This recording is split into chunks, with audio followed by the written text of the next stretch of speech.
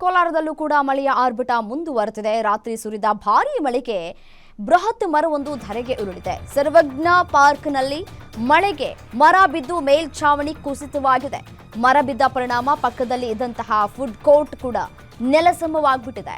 ಸರ್ವಜ್ಞ ಮೂರ್ತಿ ಪುತ್ಥಳಿ ಇದ್ದ ಕುಟೀರ ನೆಲಸಮವಾಗಿದೆ. ಮೇಲ್ಛಾವಣಿ ಕುಸಿದ್ರೂ ಸರ್ವಜ್ಞ ಮೂರ್ತಿಗೆ ಯಾವುದೇ ರೀತಿಯಾದಂತಹ ಹಾನಿಯಾಗಿಲ್ಲ. ಮರ ಬಿದ್ದ ರಭಸಕ್ಕೆ ಹಲವು ವಿದ್ಯುತ್ ಕಂಬಗಳು ಕೂಡ ನೆಲ ಕಚ್ಚಿವೆ. ನಗರಸಭೆ ಕಾರ್ಮಿಕರಿಂದ ಮರ ತೆರವು ಕಾರ್ಯಾಚರಣೆಯನ್ನ ಮಾಡಲಾಗ್ತಾ ಇದೆ. ಅತಿಯಾದ ಮಳೆಯಾಗ್ತಾ ಇದೆ. ಅತಿಯಾದ ಮಳೆಯಿಂದಾಗಿ ಅಲ್ಲಲ್ಲಿ ಸಾಕಷ್ಟು ಅವಾಂತರಗಳು ಕೂಡ ಸೃಷ್ಟಿಯಾಗ್ತಾ ಇದೆ.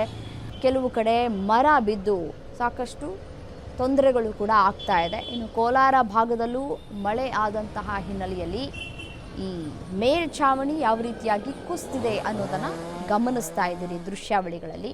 ಈ ಮರ ಬಿದ್ದ ಪರಿಣಾಮವಾಗಿ ಹಲವು ವಿದ್ಯುತ್ ಕಂಬಗಳು ಕೂಡ ಧರೆಗೆ ಉರುಳಿದೆ. ಸರ್ವಜ್ಞ ಪಾರ್ಕ್ನಲ್ಲಿ ಆಗಿರುವಂತಹ ಘಟನೆ ಇದು.